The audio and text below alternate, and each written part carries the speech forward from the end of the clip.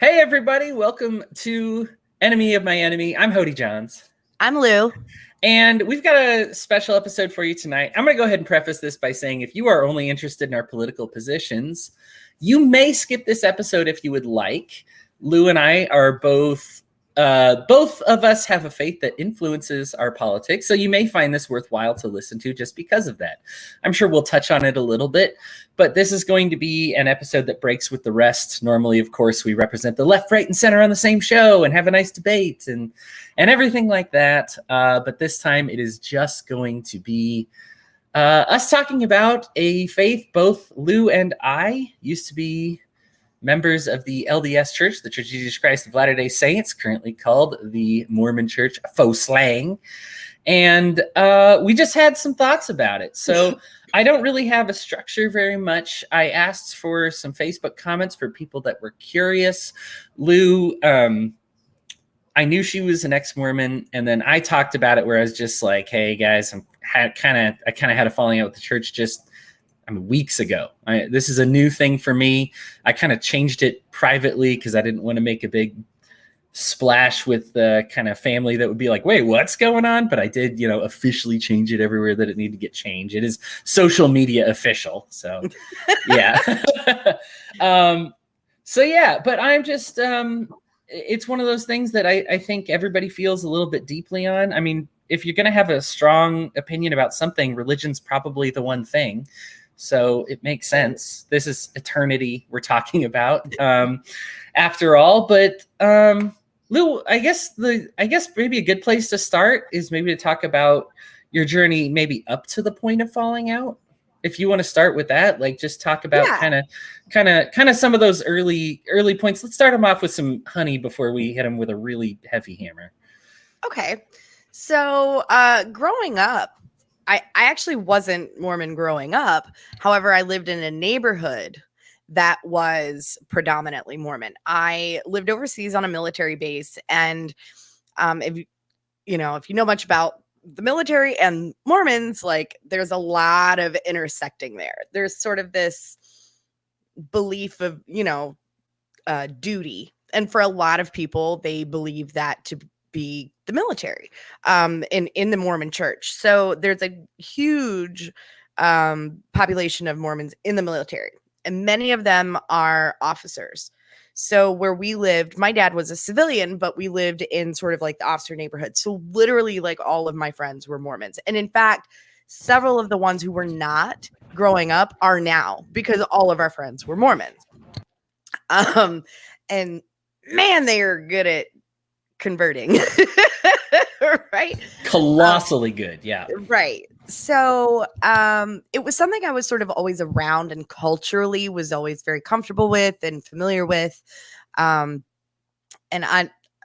Hodey, you may be familiar with some of these, like culturally speaking, like the LDS Church in some ways, kind of like Scientology, like they have their own Hollywood, right? There are movies, like entertainment movies that are specific to Mormon culture and Mormon faith.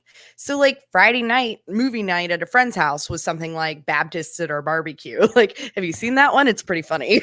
Especially because I grew up Baptist. My grandfather is a Baptist preacher. My uncle is a Baptist preacher. Like, so fast forward, after high school, I'm back living in the States.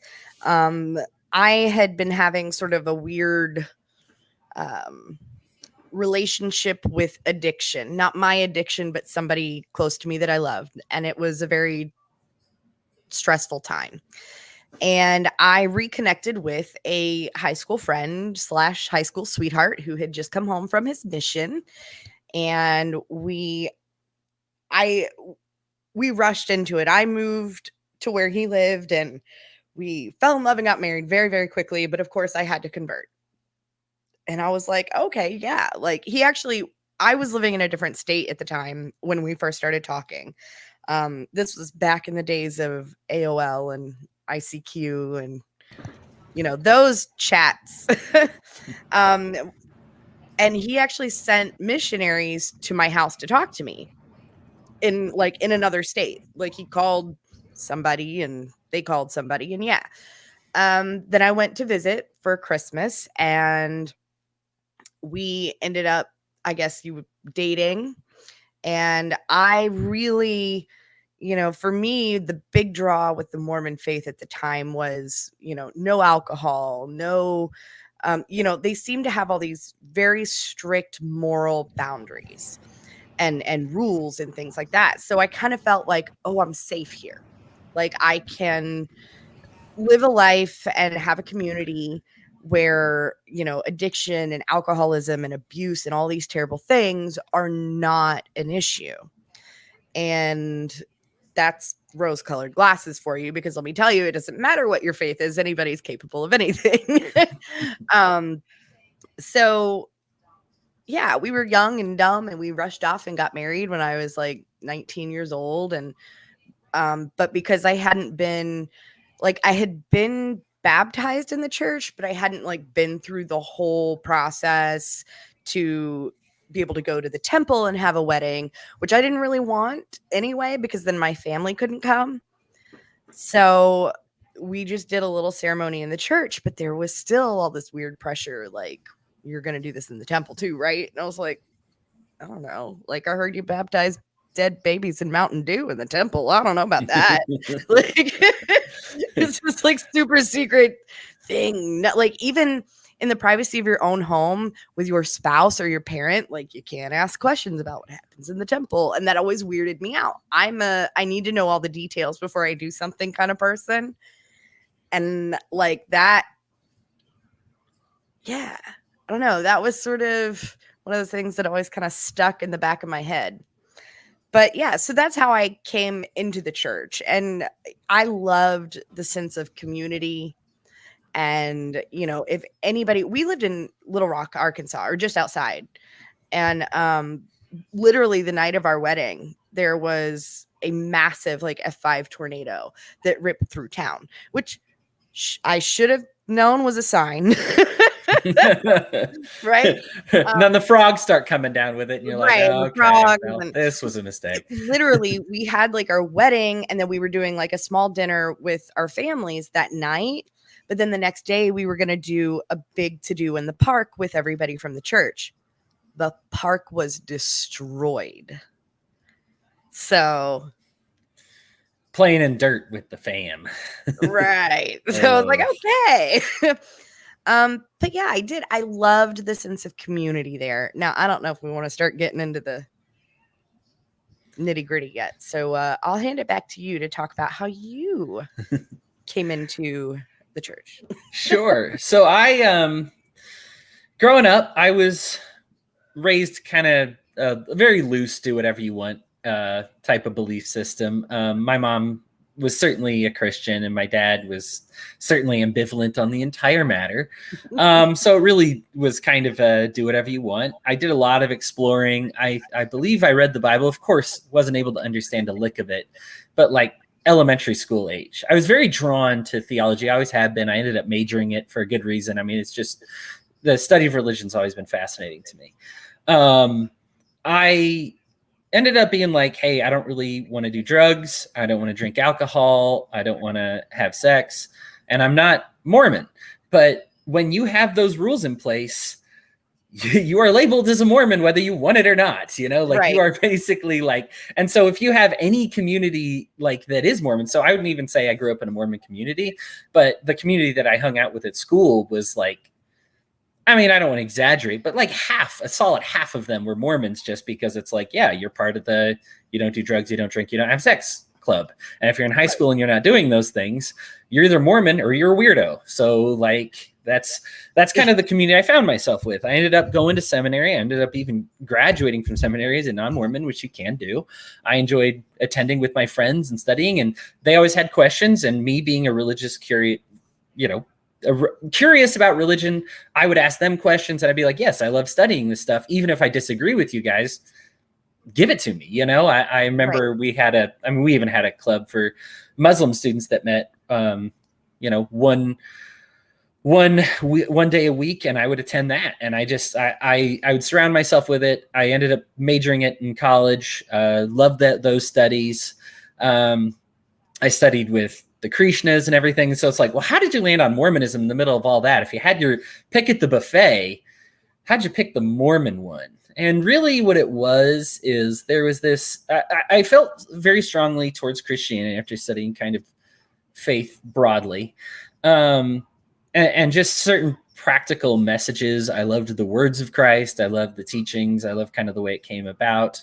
I found that much of it, I'm big on archaeology and big on history. And I loved so much of some of what those, like the Dead Sea Scrolls and like, you know, a lot of consistency there and these things that you'd find that was just say like, oh, wow, the walls of Jericho actually fell like outward, like the wrong way. Like there's some real, and I'm not trying to say like, if you like, you respect my facts or else you're not. Like everybody finds facts that latch onto them and go with it. I understand. I don't have a great explanation for why the ice caps are super thick. So I understand that there's evidence. Everything is a paradox is what they call it. It doesn't have to contradict each other, but nobody really understands because it appears to contradict itself. Right. You know, that's just so many things in the universe where it's like, I don't know, you know, like at some point you just have to say, I'm sorry, I don't know about anything. And if you think there's any scientific consensus on it, I challenge you to read any book by any atheist that explains the history of the universe, and you'll find there is absolutely no consensus. I'm not saying that like atheism is wrong. It's just, we don't know. Nobody knows. So we all have to invent something, you know, like we all have to think of something for now and test these theories, you know, and just wonder. And so for me, that I just felt compelled towards many of the key stories in Christianity. I loved a lot of the extracurricular books that aren't even in the Gospels that are surrounding the life of Christ. Much of the, you know, Old Testament times, it just was like, wow, there's really something that seemed to be happening with this movement. And so I had felt drawn to that. I was a Christian. I selected Mormonism really because of a single challenge, because, you know, nobody has proof of anything in this world. And there's this time when the apostles are watching Jesus ascend. And the last thing before he goes, they're like, hey, there's going to be a lot of people that try to claim to be coming in your name.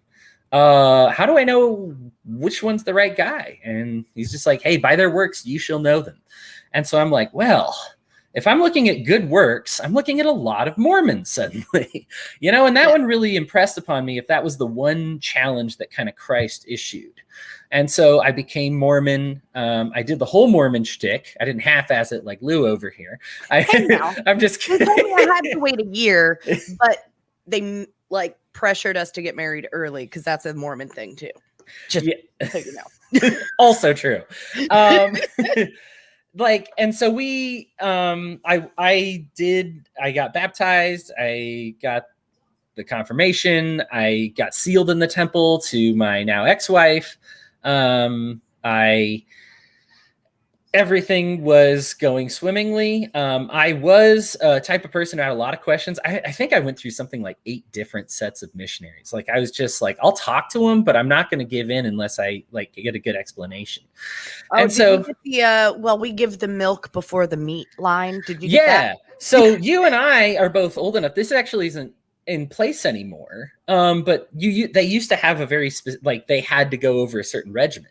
And so I got the same speech like 8 times. And it's funny, I think like the year after I converted, they did away with the rule. They were like, we'll let our missionaries kind of play it by ear a little bit. But yeah, before they're like, oh no, you have to take these steps first. Like you can't ask about the no black people being allowed to have the priesthood thing until you go through these steps first.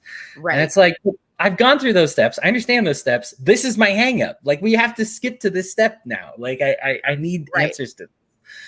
So like poor missionary kids, like honestly, they are not prepared for that. Right. It's funny. So something that I find astounding is the LDS Church has a very good conversion rate. I mean, it's just over half of this faith. Over half of the faith is a first generation faith. Right. And it's a large faith. So that's a lot of converts to be making consistently. And when you're asking kids, college age kids, to sacrifice 2 years of their lives on their own dime, you know, learn a language in 3 months and then try to witness to somebody, I did feel like there's something miraculous with it. Because I'm like, how do you get this kind of conversion rate from these kids? Like, that's crazy. It is. And it's astounding. And I guess, They have yeah, mastered the art of sales. It's right. like, as someone who also has done sales training, like I really, no joke, relied on the things I learned from my ex-husband about how training for missionary school went. Not even kidding. I've applied a lot of those techniques to my sales training. It's crazy. It works. It's smart. I mean, and more people should mimic the process. So I was feeling strong about it. My marriage fell apart. My ex-wife left me. I actually I ended up teaching institute. I think I said I graduated institute. I graduated seminary. Sorry about that, everybody. Mistake. I graduated seminary. I ended up becoming a teacher for institute. And at the time, they've since reversed this policy as well. They would instant fire you if you were divorced, even if it wasn't your fault. Yeah. I was a casualty of that. I believe they changed it. It was probably like 3 or 4 years after I was fired for it, but that's what happened. I taught it all of, I did one student training semester, and then I got my own class for one semester, and that was it. But I was all in. I still kept my faith even after that. And it's really only been in a couple of weeks ago that I've just kind of been like, man, I keep studying, and the more I keep studying, the more I keep thinking, and the more I keep thinking, it's different to have doubts, and it's different to get pulled into a different direction. So now that I'm going to, I guess that takes us on the upside of the roller coaster thing. And now it's not going to be that clean cut. I'm sure I still have more good things to say about the way the church operates. But as far as my personal journey goes, that's about where things start to go down. So Lou, I will let you begin with the downswing of your journey with the Mormon faith. Okay. Let's see. I will say I think it really kind of started with even before, like as I was kind of going through the conversion process. Now you have to understand, as I mentioned before, like my family, particularly my dad's side of the family, like they're devout Protestant, Baptist, whatever. Not the kind of Southern Baptist you think of like footloose, can't dance, can't whatever. Like they're real chill, non-denominational kind of Baptists, right? But when I started visiting with Mormons, like my dad would plant these seeds with me, and he would ask me questions like, you know, what do you know about Joseph Smith? Or, you know, what's the deal with the golden tablets? Or what's the deal with Black people not being allowed in the church or to attain priesthood or whatever? Oh, wait, I want to pause there for a second. Like earlier, and I know you're kidding about like the whole half-assing our Mormonism thing, but I want to explain to other people because I was a woman. I was never qualified for the priesthood. As a man, you are like, and they like usher you through the process because they want you to be an elder and to be a member of the priesthood. You're an asset. Whereas I'm a woman, it didn't really matter. Like, it's unfortunate, but yeah. So anyway, so like I'd always kind of had these doubts in the back of my head, and I always, on some level, I really knew I wasn't buying a lot of it. I just wanted an escape, right?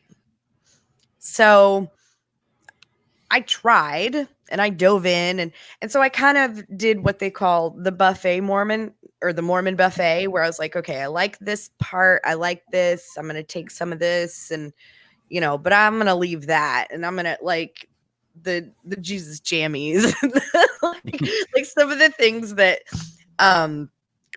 you know, were a little too out there for me. Like I can't get behind on a literal level. Like even as a Christian, I am not a literalist. And one of the things in Mormonism is it really is very literal. Like you're expected to believe a lot of these things in a very literal sense. And then you kind of have to go, well, that's a little kooky. Like, so I always kind of had those seeds of doubt. And then when my now ex-husband, when we got married, it was good. And then the unfortunate incident, and I'm sorry to do this and get a little dark here, but he raped me. And I have narcolepsy, and I suffer from sleep paralysis and things like that. Not so much anymore, but at the time it was bad and it wasn't controlled. And he knew that. And he knew how to tell when I was asleep, awake, aware, but paralyzed. He knew. And he took advantage of that. I am so sorry, Lou. That is awful. So I struggled with that. Didn't know what to do, right? Didn't know what to think. And because he'd always treated me well, but he was never mean or abusive or aggressive in any way. So I was really put off by the whole thing. And I went and spoke to church leadership. And the bishop looked me dead in the face and told me that it was my fault because it's my duty as a woman, as a wife, to honor the urges of my husband. And I was not excommunicated. What is the word they use for you're semi-shunned, right? You're still expected to go to church and do all these things, but you're kind of on probation, right? Isn't it also disaffiliated? Kind of. Yeah. I know we're using that word a lot because we're libertarians, but I think that might even be the word. But yeah. It might be. Honestly, is it decongregated? I think. I'll let you keep going. I'll think about it. Hang on. Okay. So I got in trouble for being raped. And it just hit me. And so I found a forum, because this was back when we all did forums. And I met other Mormon wives who had been through the same or similar. And then I, from there, sort of connected with other Mormons who had left the church for all kinds of reasons. But, and there was a lot of sort of theological discussion then, comparing history and the facts of the historical facts of Joseph Smith and the church and how it came to be and all of these things. And and then everything my dad ever said to me about you need to ask yourself these questions. This isn't right. Kind of hit me. And I was like, okay. So I'm in a cult. Cool. And I don't mean to be offensive if that is, I understand for you, this is a lot more fresh than it is for me. I'm talking well over a decade here. You'll get there. Well, I mean, we're talking personal feelings, personal experiences. I mean, right. Exactly. I think a lot of times people tend to, especially when discussing religion, we deny people's personal experiences as part of it. And so I've noticed, okay, have you ever watched a show? This happens to me when I watch Law and Order SVU. Anytime they have to do the dialogue for a religious person, I'm just they sound like an idiot. Or a Spike Lee movie where they try to do dialogue for a white person. You're just could you have a white person please write this? Can you have a Christian write this? I'm not saying you have to make them fantastic. There are Christians who totally suck. I'm fine with you, if you want to depict the Westboro Baptist Church, that's fine. Oh, especially when adults try to do kids, here's the kids partying and they're just yeah, we are the awesome. And you're just oh, guys, this is cringe. We look at our kids and we're ooh, we're going to get on the TikToks and follow you. Right. Yeah. Them. All right. You're just oh, guys, maybe have a writer do this that actually understands. And so I do think it's one of those that you have to take people's personal experiences, both positive and negative. I think people's tendency is to just be your bishop sucked. That was just one guy, whatever. But when you do have enough people that share the kind of experience that you had, it's an institutional problem, right? And it becomes an institutional problem. And then there's other times where you just say but at the same time, I'm not going to deny all the institutional good things that I also recognize. So Right. that's why I got to have a little nuance with it. But you may continue. No, and I totally like, and that like emotionally was really difficult for me, right? Because we would have Sunday dinners we would host the missionaries in our town, and these kids were just so kind and loving and genuine and wanted to help. And most people in the church are like, when they volunteer for anything in the community or to help you as a friend, like it's so genuine. And as you said, like identifying them by the fruits, right? Like there genuinely is a level of community and mutual aid, which I always have been drawn to. Obviously, I'm an anarchist. Yay. Yay. So like that I always really admired in the Mormon church. And, you know, I go back to the kids I grew up with. We all, you know, our families all did things together. If, you know, obviously being military, parents would have to deploy. So kids would come live with us for 6 months at a time, you know, like that kind of stuff. So that was a really hard pill for me to swallow. Like accepting that I was like my situation was the exception to the rule was easier until I found out that it really wasn't. And that like that's been one of the hardest things for me.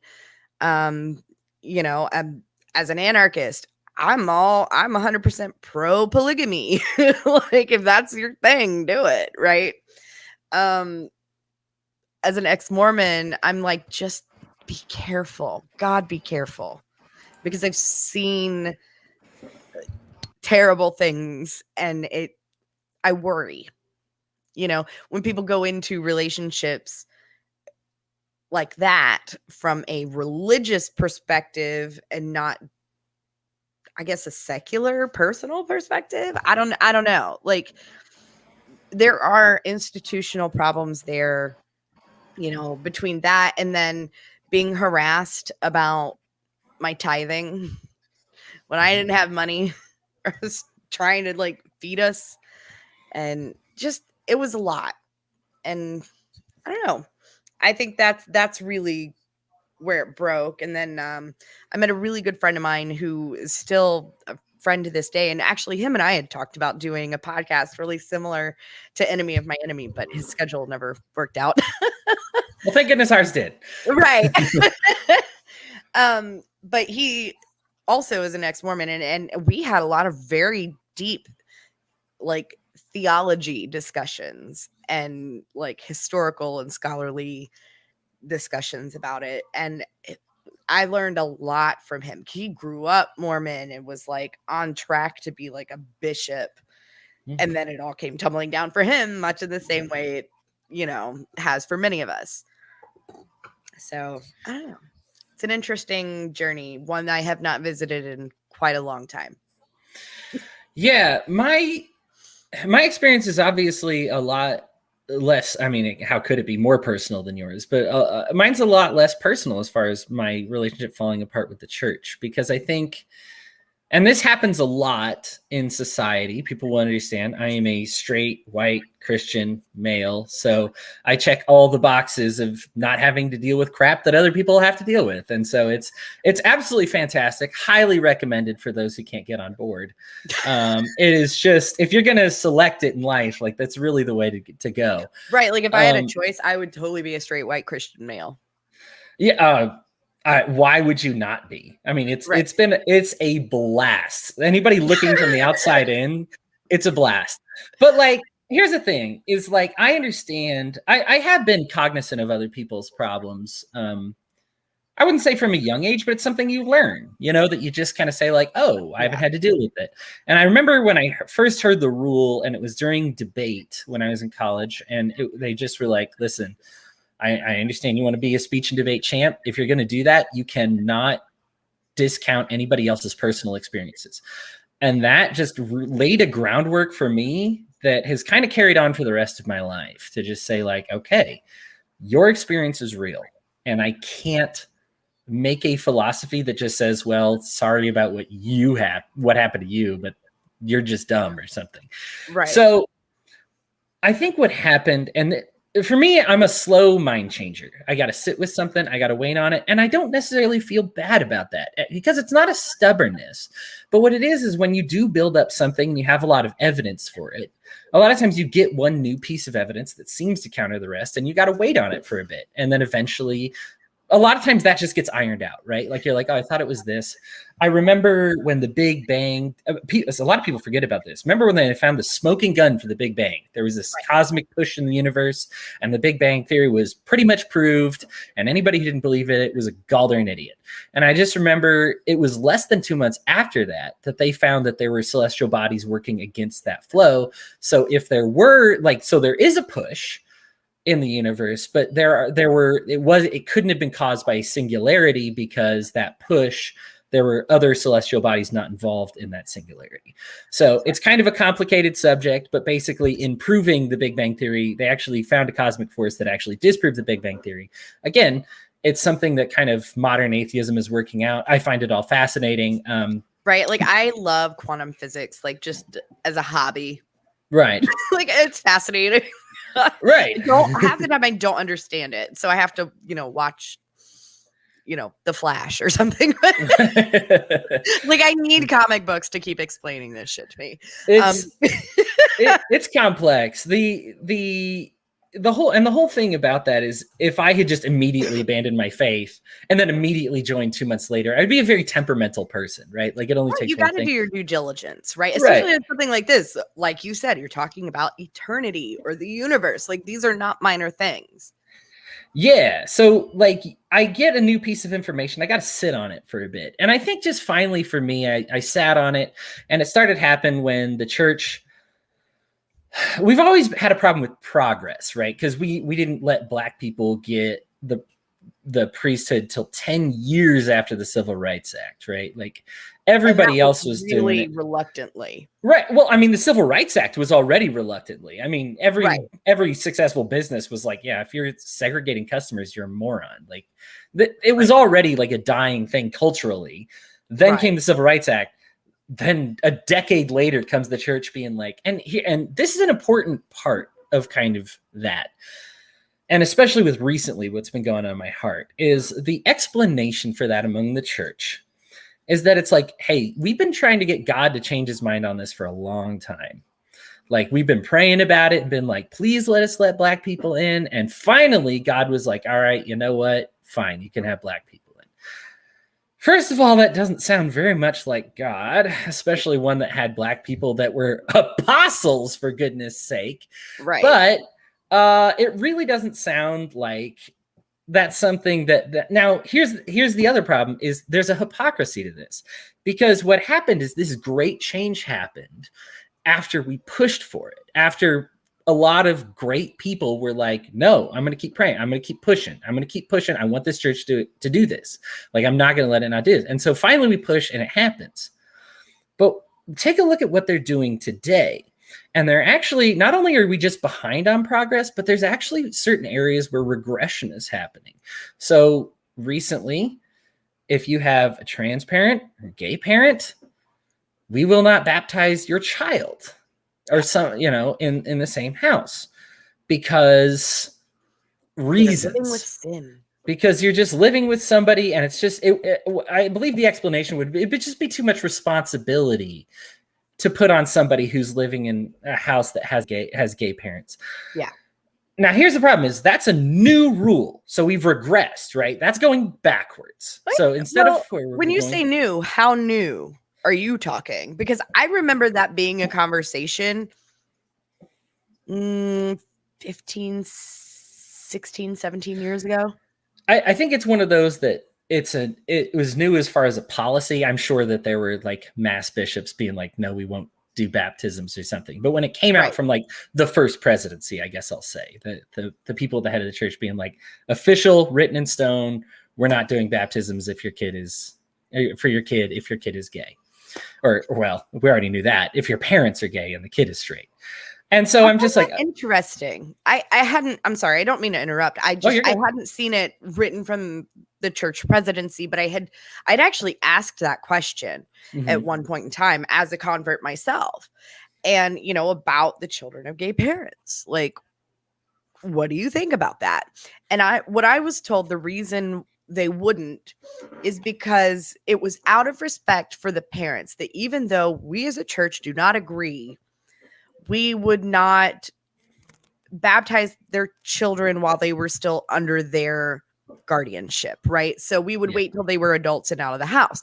And so it was put out like this, you know, we don't want to put a wedge in the family, so we'll deal with them when they're 18 kind of thing. And I always thought that was interesting. So to hear that in comparison to what has come out with the president since then, like through policy of the presidency of the church, is interesting. Right. Well, and the issue here is that okay, so let's say I disagree with that policy. What should I do? Well, based on your previous policy of not letting Black people get the priesthood, and I pushed and eventually you relented, then what this says to me is I need to push and you will relent again. So I'm pushing against the church leadership. I've done this plenty of times before. I mean, this is not my first time. I've done it with marijuana and homosexuality. I've even done it. You kind of mentioned it a little bit. I've done it with women with the priesthood. Has been a long one for a long time, that I'm just so sick of this. You're born this way, you get this. You're born this way, you get gifts. People are people and we have different gifts. That's not something that's scripturally correct. It's something that needs to be ironed out. And so I just kind of say, like, let's fix it. And the reason I think I acted as a fixer for the longest time is I looked a lot like Martin Luther. He had big issues with the Catholic Church, like, you know, of a ton of things that they were doing, but his goal was not to destroy the church. It was to get him to change. He's like, my goal is to make you guys change. Right. And the issue that I had is they started. So then somebody would be like, hey, there's this sex therapist who would just be like, let's talk about healthy relationships that you can have that aren't full-blown sex before you're married. And they excommunicate her. And then they say, okay, well, let's talk about let's see these activists that want to say, hey, let's let the gay kid, like the children of homosexuals get married. Excommunicated. Like if you're leading a group that says that, like they've just started been like, nope. And like, they'll listen to you. They have a hearing. They're not the most monstrous people on earth, but the problem is this new direction of just kicking them out. When in reality, these people were the people trying to fix what was wrong. They were the ones pushing for change. And You're the ones stuck in the past. You can't just excommunicate them. They're the ones who are, 50 years from now, when the church ends up reverting course on this because they realize they're a bunch of brain dead morons and this is the way that the world works, they're too late. Like, this is not, God's love is not begrudging. That's and so when I read in the scriptures about what love is and the way God behaves, and then I see what the church is doing, I see a clear disconnect right now. And I put up with it. I'm aware that some of this news is like 2 or 3 years old. So it's like, Hodey, why didn't you leave then? Well, the issue was we rationalize everything. Right. I have seen the church falling apart is nothing new. Look at the scriptures. It falls apart in the Old Testament, never be remade again. And it falls apart like freaking 50 times in the Old Testament. They're just like, oh, it's working. Oh, it's not working. Oh, it's working. Oh, it's not working. Rules. You're listening to two anarchists right now. So rules don't make for morality. And we as an LDS church has been trying to policy our way and law our way into some kind of morality. It's just never going to get there. There is some wisdom in saying don't be an alcoholic and saying don't do that. These are certain bad things, but you just need to have some perspective and say, okay, but then I need to say, like, hey, don't chew this because it gives you cancer, not like, oh, your soul is dirty or something like that. Right. Like, yeah, it's bust up. And I should probably give you a chance to talk about this, but I think for me, I look at the scriptures and I just see this God that is constantly pushing, and there are laws before. Okay, let me give you some great examples of laws that God's like, I don't know where the hell you got that from, that are even in the Bible. Oh, I definitely wanted to mention this because you talked about not being a biblical literalist. I'm kind of with you there. It's funny because we even, the LDS Church has an article of faith that says we believe the Bible is the word of God so long as it's translated correctly. The Bible doesn't even proclaim to be the word of God. In fact, there are times when God's like, I don't know where you got that law from. And it's sitting there in the Bible. Like God, like kosher law, like stoning homosexuals, they go before God. God's like, what are you doing now? Like this is, and it's there, it's sitting there in the Bible, but God's like, that's not really the way this works. In fact, like God not only issues like a small rebuke of kosher law, he's like, hey, how dare you call what I've made clean unclean? Screw you. You know, like you're part of that creation too. So if you're calling that dirty, you're dirty as well. Like this is all creation sings to the glory of God. Pretty sure I had that written somewhere, and you're a moron for like sticking in these old ways in the past. Like, right. And so there are just these certain rules where I just say like, God doesn't like rules. Even when he gives like the 10 commandments, Moses contends with him even for the 10 commandments. He's like, please, we want rules. And God's like, dude, you guys are going to misconstrue the rules and like become hardliners, become insane about them. But if you really need them, you know, I guess I'll give you something. And I think that's maybe why I stuck with it, as I was like, maybe this is just a bad time for the church. It's just a bad, like, this is one of those downswings, and it's going to go on an upswing because this has happened before. God clearly likes the church because he does keep trying to establish something to say like, hey, like, let's have these communities be self-sufficient, a lot of mutual aid. I find that the church has a lot of doctrine, and this is where a lot of early anarchists get their literature is from Christ's words about the way the church structure is supposed to work. And they're like, this is what a good template for a voluntary community is, what is paid, what is there in the church. And so I think part of me really wanted to like that, but I can't sit here and say the Mormons do a lot of good works in spite of all the great works that they do. I mean, I love their foreign aid. I mean, you look at like when there's a homeless drive and you need volunteers and you'll just get a million of them lined up. But I can't only look at that and ignore it when we have an epidemic of our homosexual kids committing suicide, or we have an epidemic of depression and anxiety and sadness and all these other things. I can't look at one good works and ignore the bad works. Like, you got a mixed bag here in the Mormon church. I don't want to say it's any better or worse than most other churches, because people have these experiences with Christians all the time that can be good and bad.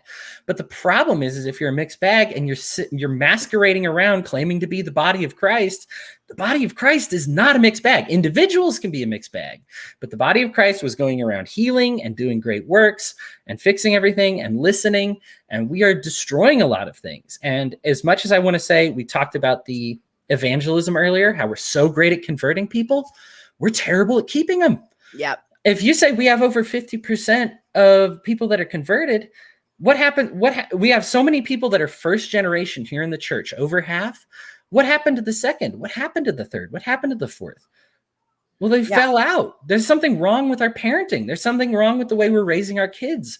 We're great at hooking the fish for being fishers of men, but then you got to take care of the fish.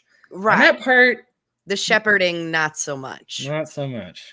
Not so much. And that's, it's funny because this was like a turn of phrase that like I heard a lot in like a religion,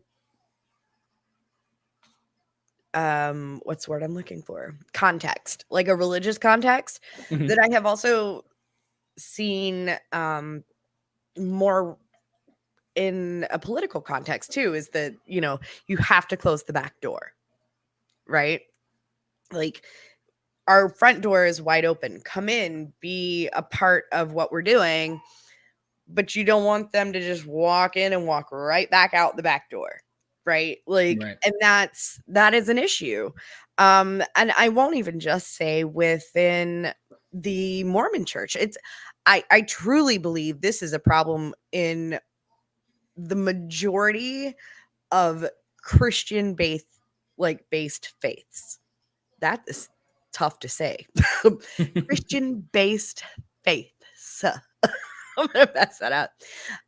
But yeah, it is. You see that a lot. Like, I have a ton of Muslim friends. I don't know that I know anyone who's ever left Islam. I know people who have converted. I don't really know anybody who's ever left it. They may have denounced extremist ideas, but I'm a Christian who has denounced extremist Christian ideas.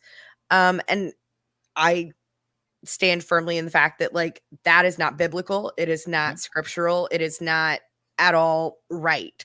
The same as you would see Muslims or Jews or anybody of any faith say, you know, this is like certain extremes are not representative of the core of the faith, right?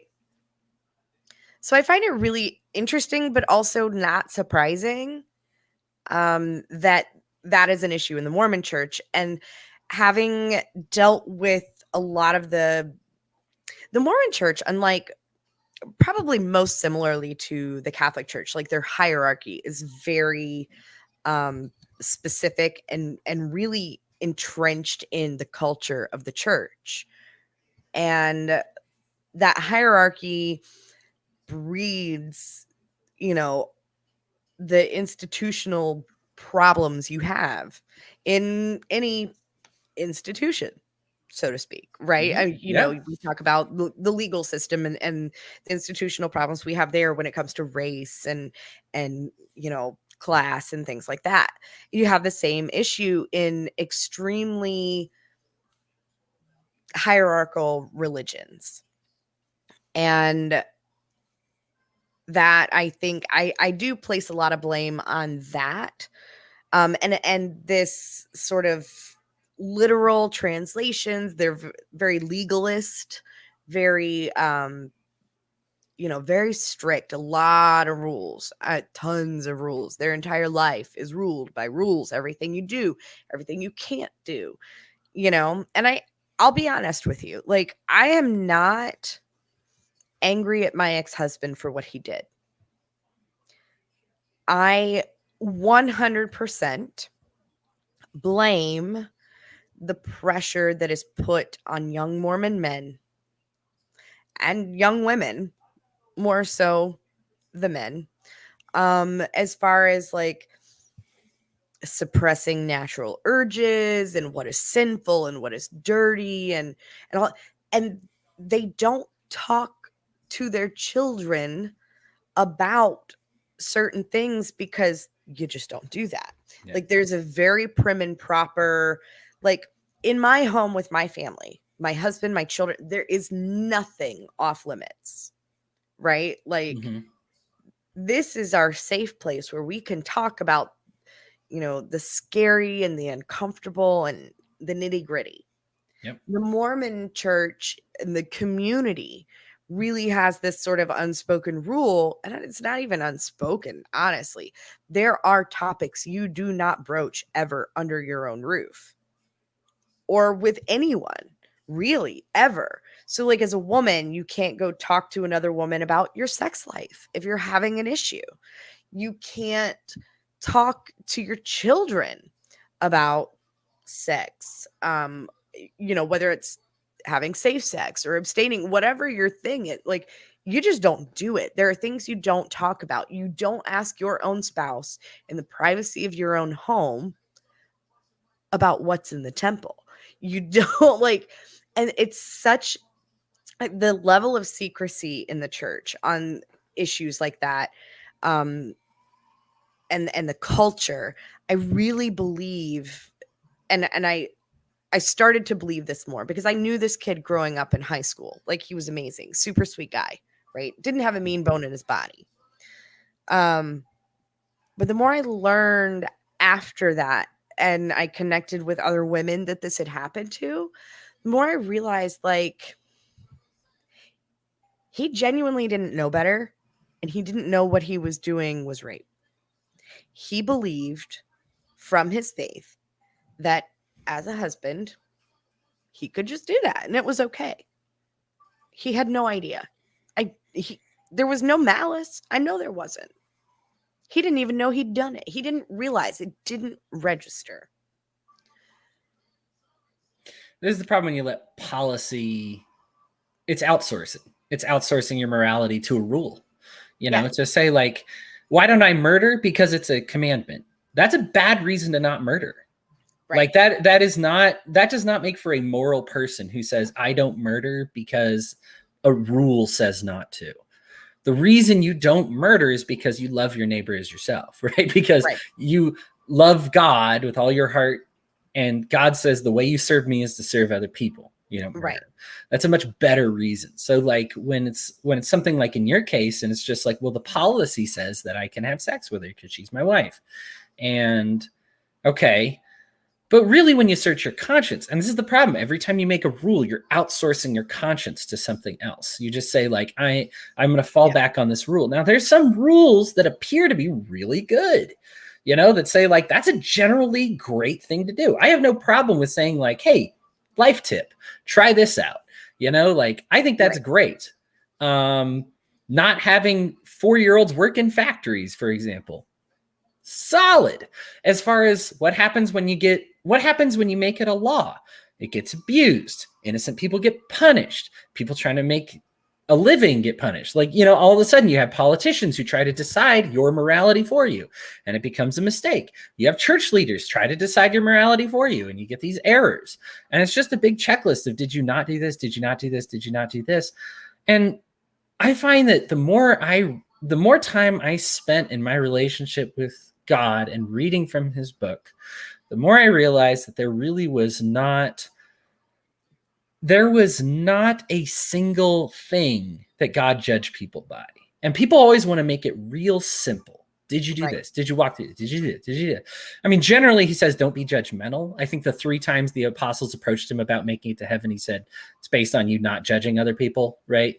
But like, even that, like people try to fit it through. I mean, the criminal on the cross goes to paradise. He was a murderer, and he's just like, man, I screwed up my life. And you know, it just, wherever you get to me, just please keep me in your thoughts. And Jesus is like, no, you're going with me to heaven. And yet you've got somebody else who goes to a church, says, hey, I just sold all my possessions, and here's a whole crap ton of money. He withheld 1 possession. And what happened? God killed him on the spot. And I'm just like, okay, so what is, like, there's not a single rule that even God goes by as far as judging these people. He just is overall looking at your heart, overall looking at your soul, the status of your spirit. And these are the problems that gets when we get into this really nitty gritty of Mormonism, and we just start analyzing every little thing. And we just say, did you not do this? Did you not do this? Did you do this? Did you do this? You checked all these boxes. Great job. You're a great Mormon. That's not how God judges people. And that's not how his church should view people either. It's just, it's just poor. And I found that my faith was getting stronger, and it was coming at the expense of my religion. And that was really the kind of what I've been going over the past couple of years, is the more time I spent with God, the more time I thought about it, prayed about it, the more time I just acted, lived in the world, and was just like, okay, I'm going to be in the world and not be of the world. I see a world of suffering. I'm going to go and create love. I'm going to see a world of hate, and I'm going to go and create unity and connection. And time and time again, I would have to step over these bounds that says, no, that's a trans kid. You condemn his life. You love him, but you condemn his lifestyle. You make sure to remind him that him's a him. And you know, and that's real love right there. That's the tough love. And I'm like, dude, that's just so bizarre that that's not what the Samaritan did, and was like, sorry, you're a Jew, I'm not going to touch you. Instead, he was like, no, I know what my laws say, but I'm going to show this person who got beat up love anyway. And that's the one that goes to heaven. And I just think it's something that requires more conscience, and we all have it, and we all need to rely more on it. Yes. And every time we make a rule, we just have to understand that it can be a guideline, but we outsource our morality until you get something that kind of is what the LDS Church is, which is saying we don't baptize gay kids. Terrible general policy. And it misunderstood at best, but idiotic at its worst. I mean, it's something that is not. And the more I looked at the scriptures, oh man, stuff like homosexuality being a sin. And I didn't realize, like, and the more I studied, there were all these theologians that were like, okay, clearly when you look at Sodom and Gomorrah, that is where we get the problem with homosexuality, right? Because these angels disguised as humans go and visit Lot. And these other men from the city see these men enter Lot's house, and they say, bring those men out so that we can rape them. And for whatever reason, early people reading this scriptures were like, oh, God must have a problem with them because they're gay. No, they're rapists. And over again, they use this word that's like, don't rape other people. And we've interpreted that to mean homosexual. And so when you bring this up, what happens? You get this tremendous pushback.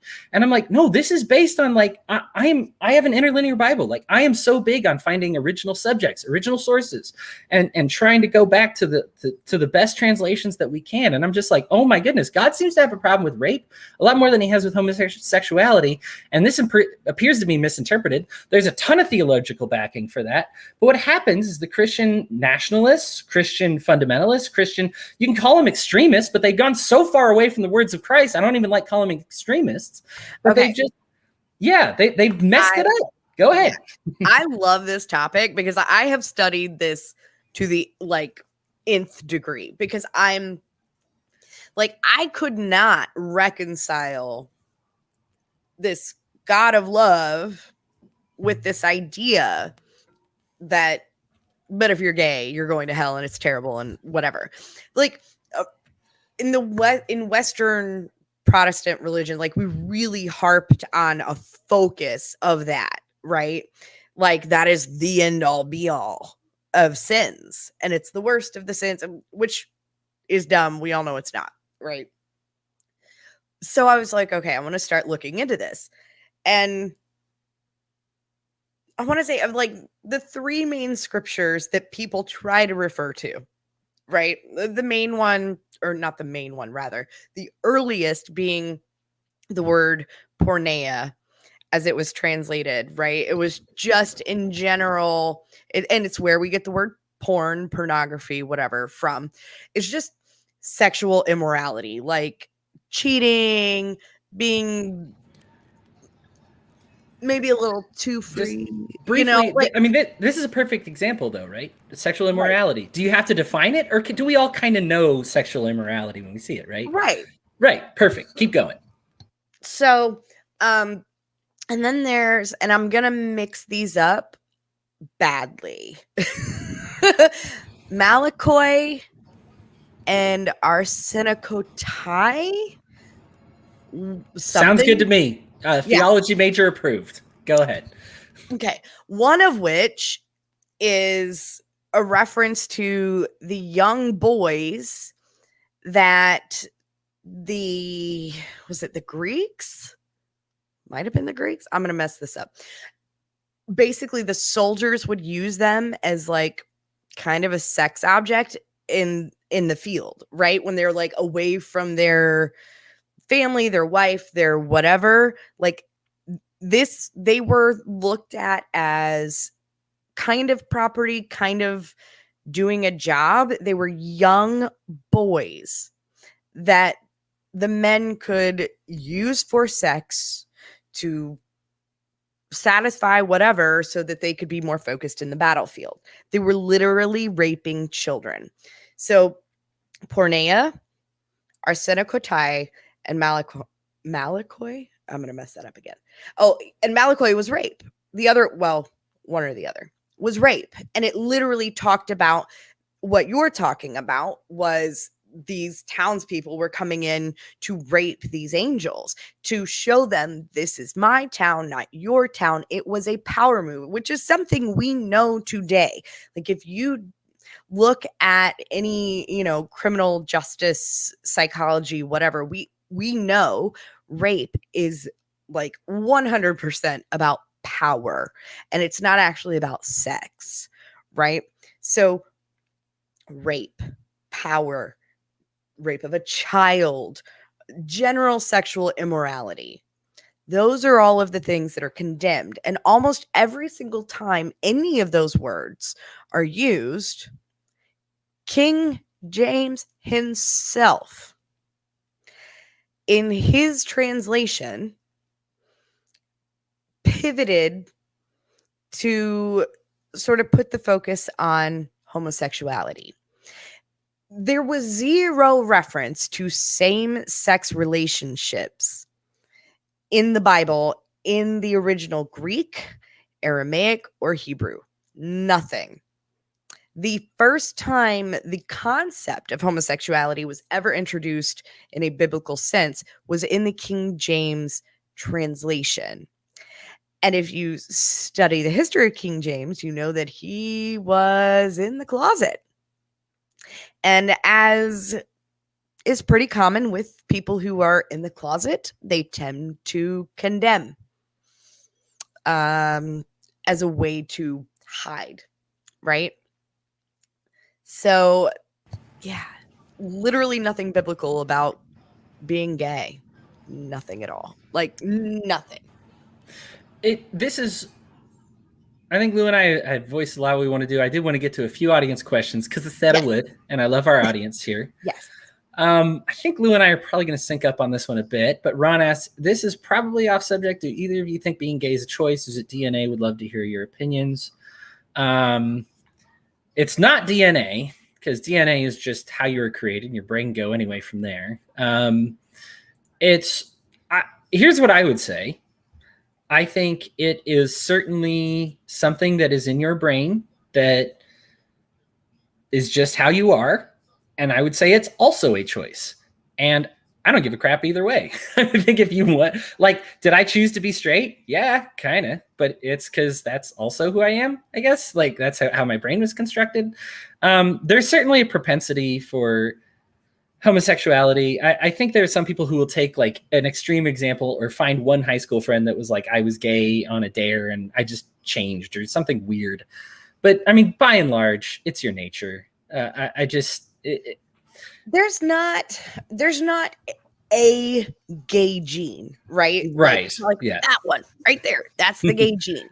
However, in total, interactively speaking, genetically speaking, like there are things that influence your sexual attraction. Yeah. So no, I don't necessarily, it's not a choice, right? It's just who you are. You don't wake up one day and go, okay, well, I'm not going to say nobody does it because I've seen it happen, right? Like every girl in high school who claimed to be gay or bi, like, or whatever it was, Right. And went through a phase, but they're over it now. But no, I think that there's not a choice, because who in their right minds, and now it's better now than it used to be, obviously, but who would choose, like, I know I'm going to be judged and persecuted and potentially beat up or whatever. I mean, we hear terrible stories about things that happen to people who are different. Mm-hmm. And I can't imagine anybody would choose that. Like, it's who you are. It is woven into who you are. I don't think could there be environmental thing? I don't know, but like on a genetic level, like not like someone influenced you. Right. So, I mean, just to clarify this, Ron, what you're saying is genetics, not DNA. Basically, what I'm trying to say here is like and I think what Lou is trying to say, although I'll let her correct me if I'm wrong, that there is certain genetic structures that that have a propensity for something.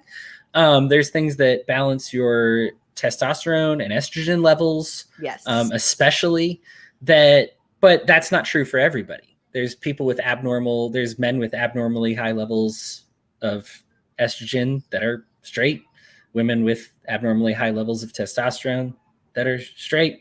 And it's one of those things. It's like trying to measure a murderer. Like, can we know who murderers are going to be? Yes, there are certain genetics we can look at it and say, you may have a propensity to kill somebody, but ultimately you have to follow through with that part. In the end, you have to let it, and ultimately these genetic structures are how the wolf that wins is the one that you feed. And that's very true, especially when you're dealing with something neurologically.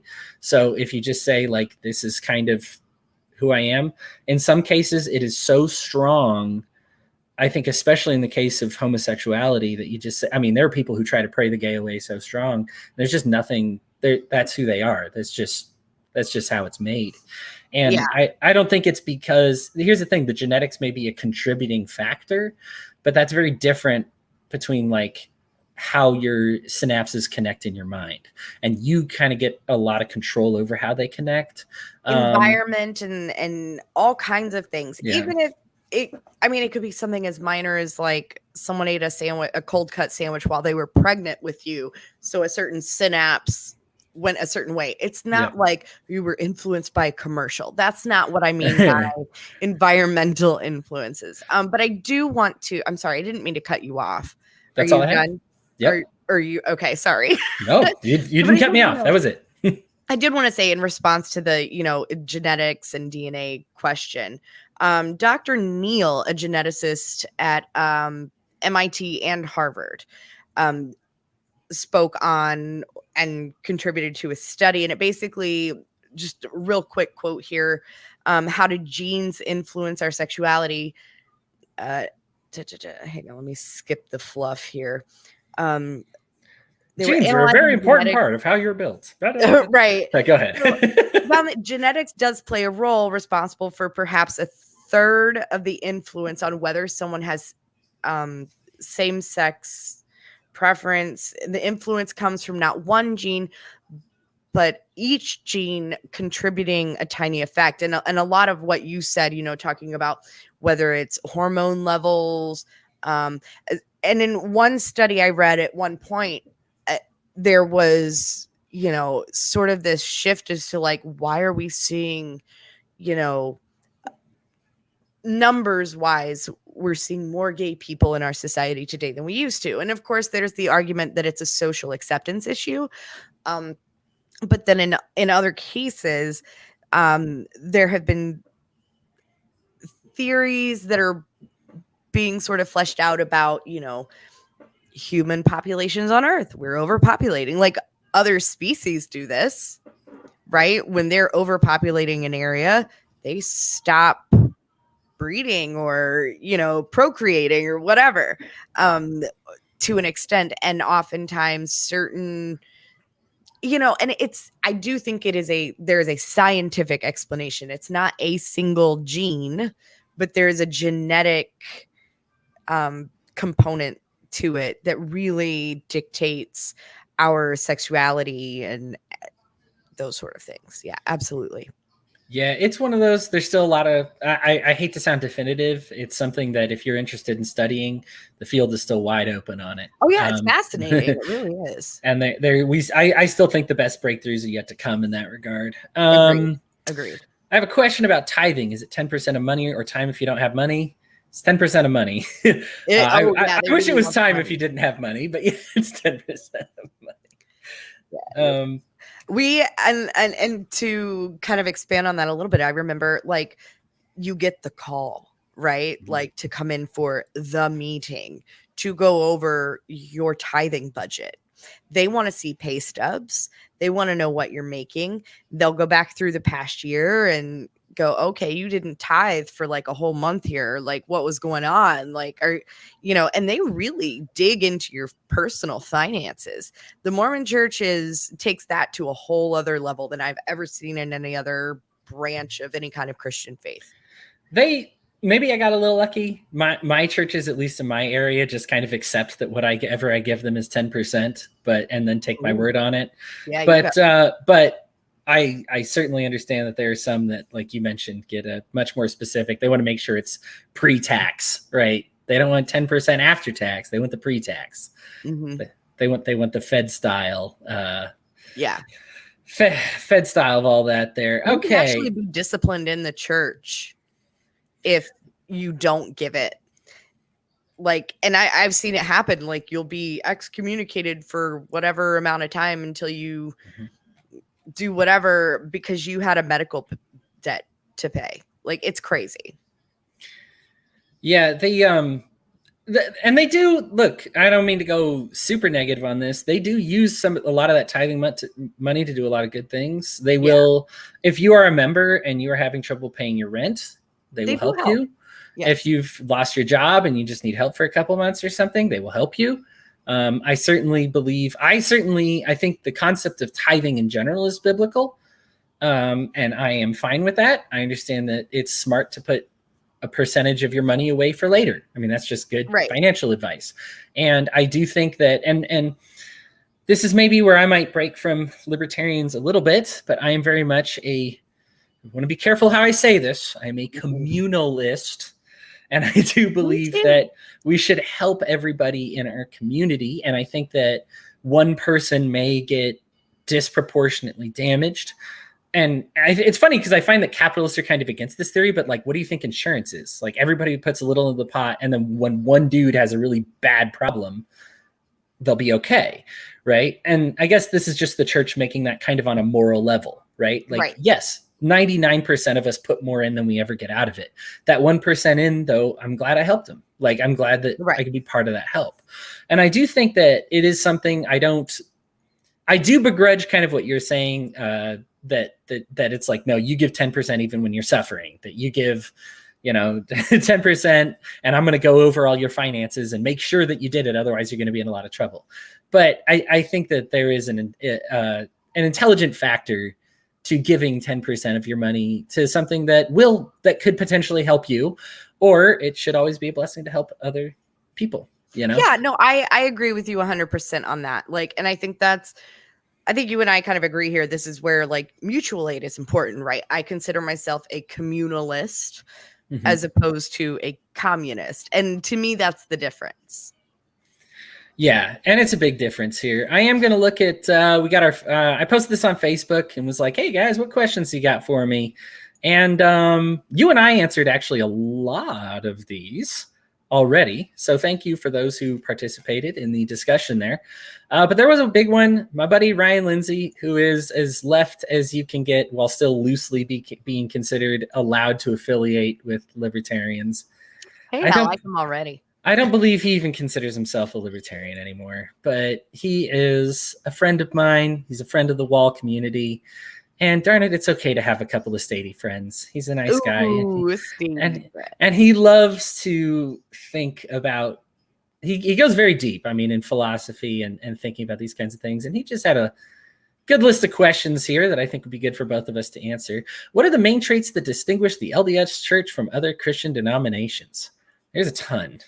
But what do you think, Lou, if you had to summarize what the main ones were for somebody, what would you say? There are so many. For one, I think the biggest one on like a theological level is that like Jesus came to America, right? Like, I've never been a literalist, so like I like to look at that as sort of the message was spread to America, right? Like that sort of thing. Like, I'm not a literalist. Part of being a Mormon is that you are a literalist. Like, that's the idea. And I never could get behind that. So I think on a theological level, that's the big one. On more of a just day-to-day life, although it's changed recently, it used to be no caffeine, period. And now it's like, well, just no coffee and tea, but you can drink Coke. Like, I'm like, oh, great. Where was that when I was a Mormon?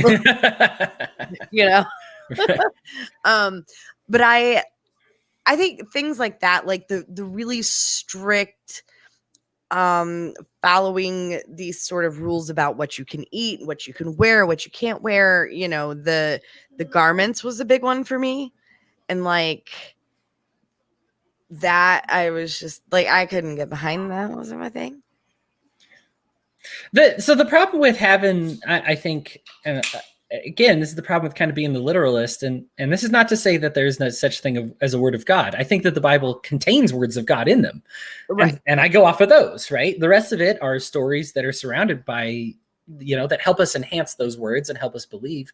I think there are things that aren't in the Bible that also help me enhance the word of God. And I have no problem studying those just as I will the book of Hosea. So, for example. So you would pick like one of the most obscure books. I love the book of Hosea. No, First of all, I love any book that's really people short. Are going to be like, Hosea? What is right. that? But like, anyway, I won't get sidetracked by Hosea. Now all I want to do is talk about it. Right. So, all right. Well, now I have to. No, I'm kidding. Okay. The big thing here is that once again, this comes down to rules. And so we kind of feel that because you have to wear these garments, or because you have to be baptized, or because you have to have this ordinance done, or else you can't get into heaven, people naturally are like, well, what about the people here in America? What about the people here in Africa that never heard about it? My understanding of the scripture, especially the way Christ describes it over and over, is that Christianity extends far more than just, did I accept Christ in my life? Do I believe in him? It's a mindset, it's a mentality, it's a practice, it's a way you conduct yourself. It's certainly, it's a heart, it's a change made in your heart. And if there are people that had unfortunate situations that never heard the word of Christ, it's like you can still be a practicing person and get into the kingdom of God. Right. And that's more important to me than whether you consider yourself a Christian or not. Clearly, it's more important than to God. I mean, just over and over, he's rebuking these Christians and accepting these pagans, and so you just say like, okay, so what are the pagans doing, and what are the Christians doing? What's the common threads here? What are we supposed to decide? And there's just, and so this is the problem, is when you say like, well, Christ must have come here and must have gone to Africa because everybody that died before that went to hell because they didn't know who Christ was. And the idea that somebody can't be practicing the tenets taught in Christianity, loving their neighbor as themselves, right? Like building, I mean, God is love. We're told what love is: patient, kindness, all these other things. And the idea that you can't practice that without knowing the name of God, absolutely, is somewhat like, somewhat off base. Let's see here. So some of these other questions here. Other things that distinguish it. I would say also on a theological level, there are three parts of the Trinity. We Mormons recognize that there is a separate Father, Son, and Holy Ghost. That actually comes into something that I still kind of have no strong opinion on at this point. I don't either completely. Like, I don't care, and I don't know that we're meant to understand it, and that's okay. I would say it's one of those. They're okay. So this may be a good question. I'm going to interrupt the guest questions for a moment and do one of my questions. Is there anything you learned in the LDS faith that you're going to keep, that you kept with you, I guess? Something that you just said, that seems right to me. And I'll give you time. Oh, you're ready. Go. No, I was going to say, I really think it's that communalism, which I've always naturally been that way, right? Like, I was the kid who, brought home every stray animal I found, and any kid that was having a hard time, like, I was like, Mom, can they come live with us? Like, my parents like laugh all the time about how I was constantly bringing home strays, right? So that's something naturally that's in me. But the church, they had an ability to be like super organized about it and targeted about it. And I like, that was something that really stuck with me, and has, and we've mentioned this 1,000 times before, how our faith and our politics sort of work together. I mean, that's one of those things that are so intertwined that I could never separate the two, but that is something that the Mormon church really, it was something that was always in me, but it sort of like really pushed and kind of perfected the idea. I won't say perfected, but like gave me bigger ideas and really encouraged that. Solid. I'm gonna skip ahead to one of Ryan's questions here because this is something that I actually continue to believe in. Can you explain the type of universalism regarding salvation that Mormons believe in? Mormons generally believe that nobody goes to hell. And that is something that we do have, this concept of outer darkness, that you're there for a time, but we believe that the purpose of the afterlife is to continue to perfect, to continue to improve yourself. And that is something that I believe, and others believe as well, that is something that's something that I have held on to as I read the Bible. What happened to Jesus after he died? What are we told where he went after he was crucified? We're told he went down into hell to witness to the people in hell. Did I believe he did that just to rub it in their faces? Like, haha, you're in hell and you're never getting to heaven? No. I believe that what happens is he's witnessing to these people in some type of spiritual prison. And the idea is to make them improve themselves and grow, right? I believe that spirituality is in this state of growth, and that we are to say that it ends because we only had this one life, to me, seems tremendously unfair. And that's not even my own understanding. That's something that has biblical backing, that just says, like, even God is like, hey, listen, you need this physical experience to understand what life is. But that's not the only thing in this universe to understand. And how can you possibly understand the cosmic wisdom of the universe and knowledge of the universe in a short lifespan? It's not even all about just knowledge. Like, it's gathering these experiences, understanding, failing, trial and error, and continuing. And so I do believe in universalism. I do believe, as the scriptures say, that every knee will bow and every tongue will confess that Christ is Lord. And I don't believe that's going to be done through a series of violence or some type of political, I will force you to believe what I believe type of experience.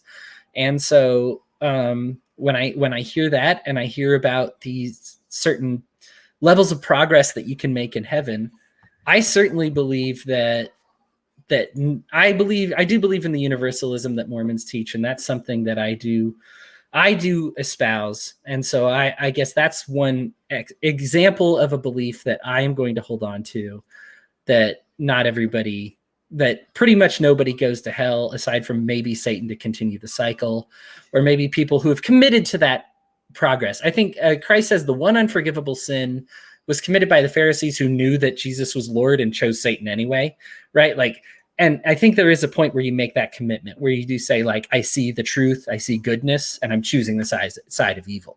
I do think that most people giving this the ability to choose between good and evil will most of the time choose good, if they have it spelled out to them that blatantly. And we live in a gray world that's not that blatant. And so that's why I believe that Christ witnessed to people after his death. And that's why I believe that it's not like you go to hell and it's over forever. I do believe that there's progress to be made in the afterlife. And that is something that I believe, not just because it's taught in my Mormon faith, although that's where it's certainly most explicit, but I believe it because of the biblical backing behind it, and just because of the nature of our souls. I think for me, when I study that and I read it, it makes sense. What's the point of hell? To just punish? Right. That's when we read the Gospels, it literally translates to good news. The idea that we would teach Christ is like because of the fear factor isn't even something that's done. People even have a tough time explaining hell because it's mentioned so few times in the scriptures. Right. It was not a tool made for conversion. For that matter, heaven's barely a tool made for conversion. It's really not about that. It's about perfecting your spirit, you know? Right. Okay. Let's see. We've gone over strengths and weaknesses, I think, already of the LDS Church pretty well there. Yeah. All right. Within more mainstream denominations, there's a lot of debate regarding how literal the scriptures should be taken.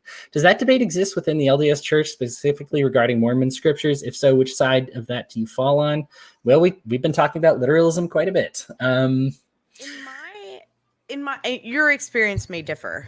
In my experience, when you try to have, like, it is understood and expected that within the Mormon Church, like, it's literal, like literally literal.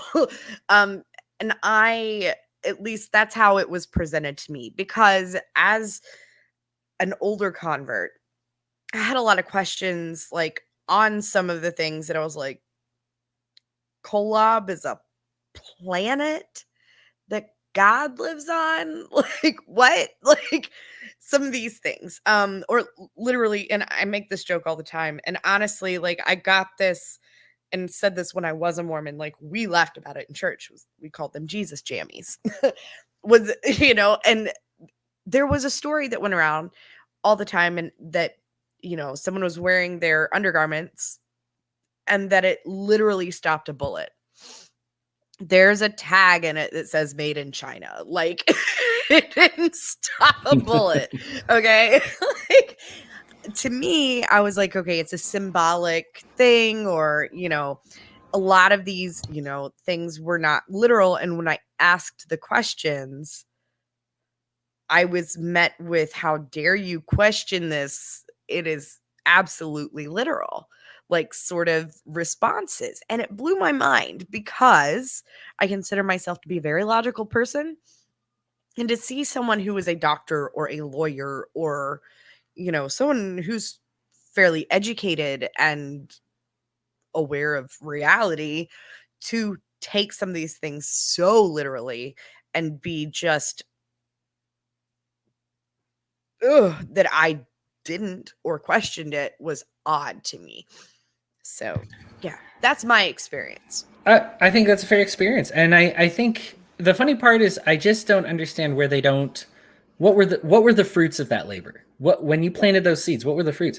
I mean, these people are so logical that you just are like, listen, if you're being that logical, what happens to your logic when you see the fruits of it? And if the fruits are despair, suffering, suicide, depression, anxiety, Right. at what point do you be like, okay, well, I need to plant these seeds elsewhere? You know, I'm not saying that you have to like ditch the whole thing. I'm not saying you have to reject your Mormonism, but you need to certainly look at it a different way, you know, and to say that maybe these things were meant to be taken for your benefit. You know, if we make rules at all, they should always be made for our benefit. I think libertarians are looking at it a lot right now as we look at bylaws and bylaws and bylaws, and we're using them to the literal letter, as opposed to just saying, are we using these to our benefit? Like, because that's the only reason we have them, is to help us out. And if they're not helpful, I mean, they need to be discarded, you know, and that's anyway. What do you think the future of the LDS Church looks like? Will it continue to grow fast? And then also he asked, do you think they'll bend on social issues, gender sexual minorities, women? Eventually. Okay. They're going to be very far behind.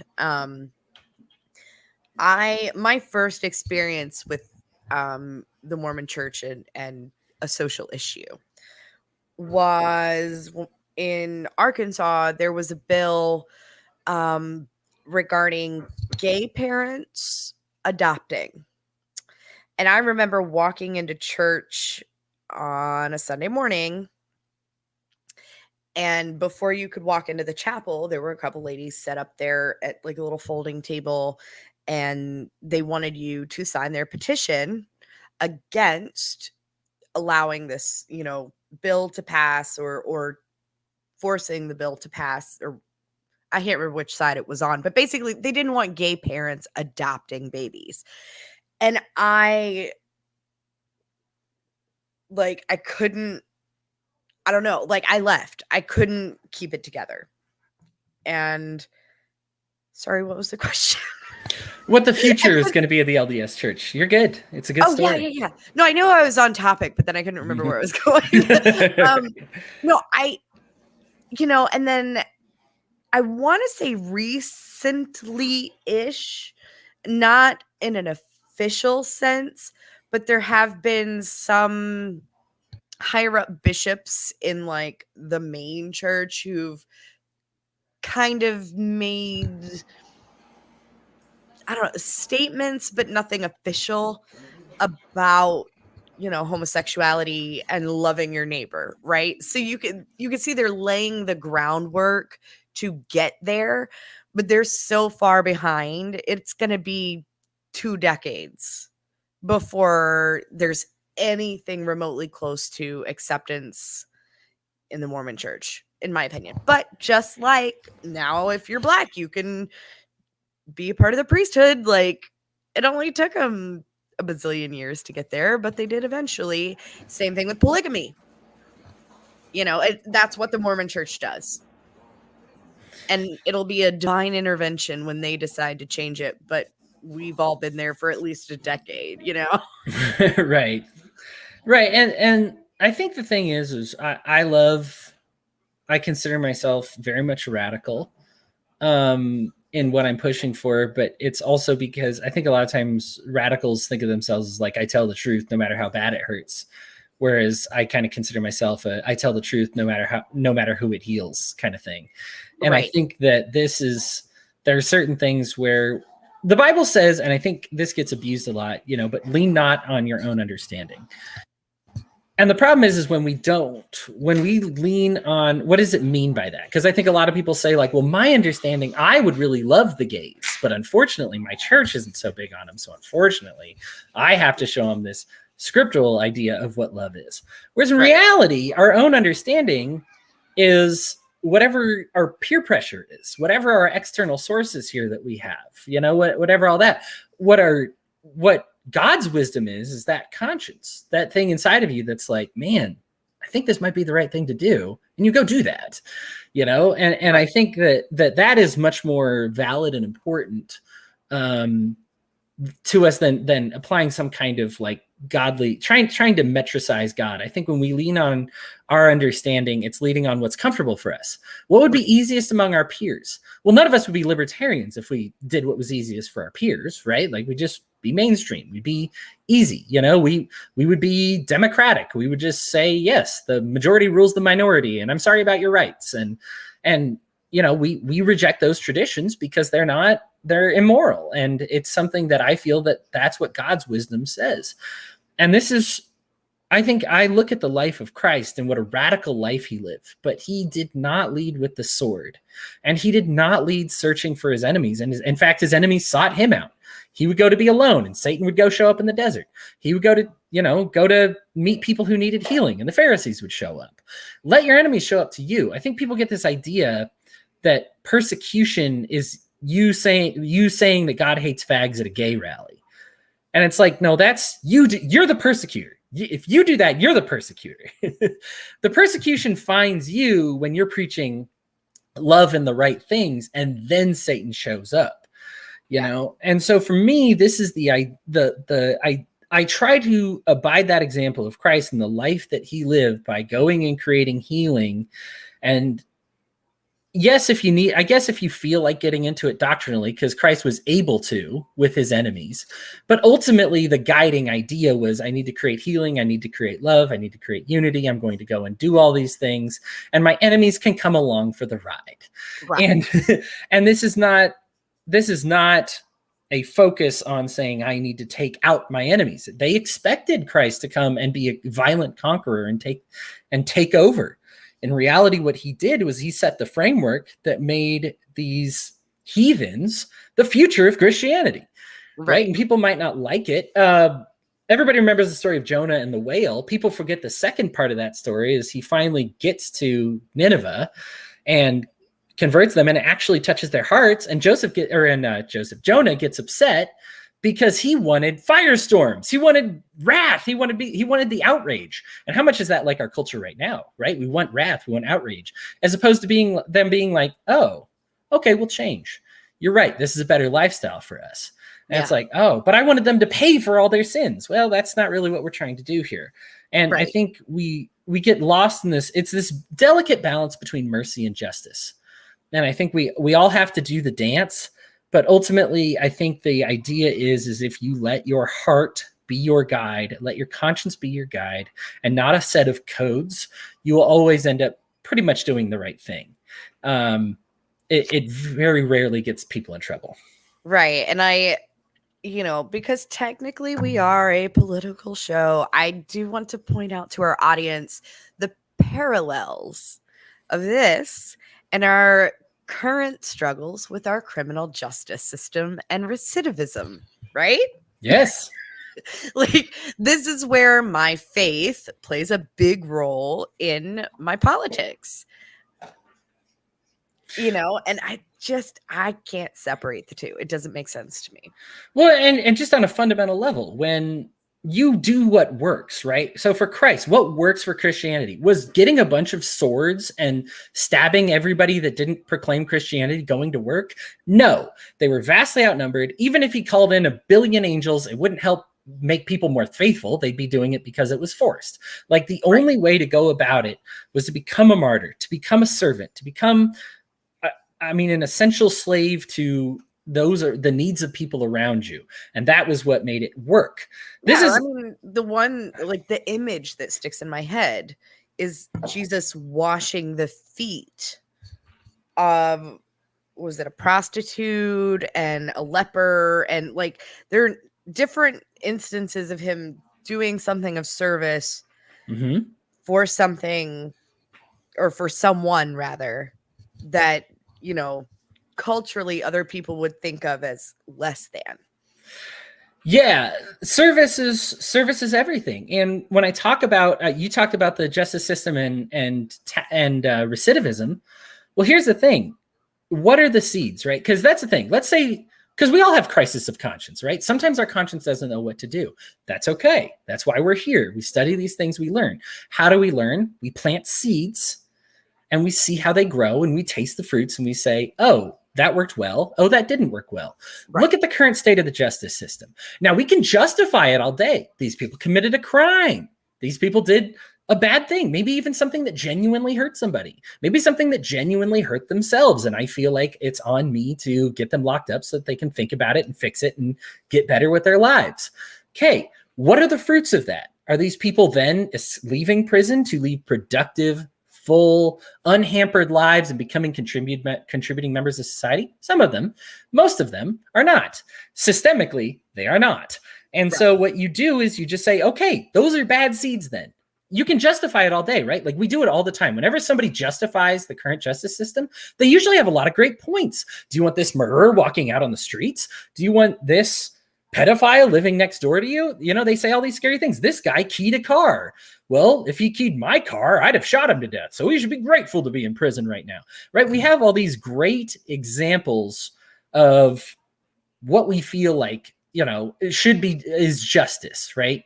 And I'm not saying that these are intellectually incorrect, but you have to eat the fruits of the seeds that you plant. And if they are no good and you keep making more criminals with your current justice system, then you have to plant your seeds somewhere else.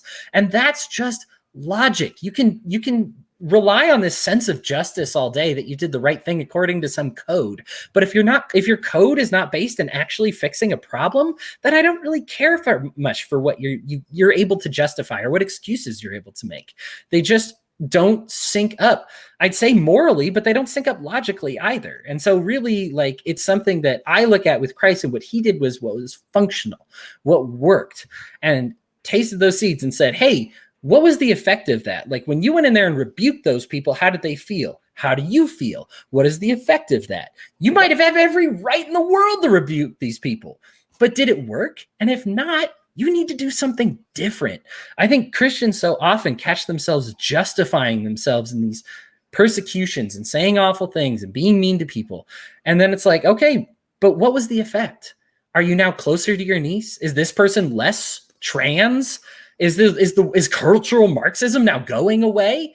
No. If anything, it's stronger than ever. And you're the reason it is, because you're creating the opposition. You're galvanizing people. Yeah, exactly. If Christ started a revolution, they would have put you down like dogs. Like they would have just killed them all. And then it would have been very simple, right? So like, what was the real revolution that he was going for? It wasn't the violent one in the streets. It was the peaceful one. Like, change hearts and minds. Right. And that's just the right way to go about it. I just, plant seeds and eat the fruits of your seeds. Right. And I love that this is where we're intersecting those two aspects of our lives. And the irony that we connected on a political campaign, and here we are. Right. Politics sucks. Yeah. Right. Let's talk about religion that completely directly influences my politics. Right. But no, I share a frustration, I think, that you probably can relate to, that as a Christian and a lefty, I hear what other lefties call Christians, right? And there are times that I am like, oh, I need a new word, because I can't associate with the bigotry and the hate and the judgment and all of these negative things that today, unfortunately, are directly, the first in mind connected to Christians, evangelicals in America. It's frustrating because I don't feel like any of that is at all what Jesus wanted us to do. And a lot of that just comes from, it's funny because a lot like you, like I have this sort of automatic, like internal, like this is what I feel. And then when I look at scripture and faith and all of these things, it all seems so obvious to me. I don't understand the cult, like how culture can have such an impact. So in changing our faith, in changing what Christ said, you know, and is something as simple as love your neighbor, right? Like that's it. How is it that I can sit in church on Sunday morning and listen to a preacher preach at me for an hour about being gay and how wrong it is? You know, okay, if you wanted to do a series on the 10 commandments, okay, that's not even a commandment. It's not even a correct translation. And you're dedicating an entire hour of a sermon to this. That's not Christian. That's not preaching about Jesus or what Jesus believed. That's cultural. And I think culture and faith are having a very ugly dance right now. Like it's a strange thing that's happening. I'm back. And to Was be I on gone? this side of it. I was gone, wasn't I? Am I back?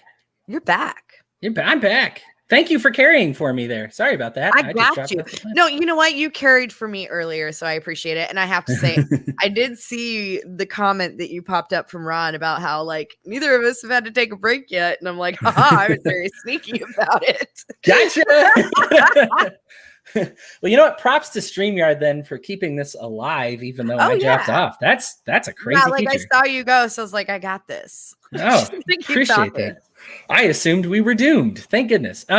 Yeah. So you I got all deep. I'm sorry, I was just holding you back from going deep there. No, you're good.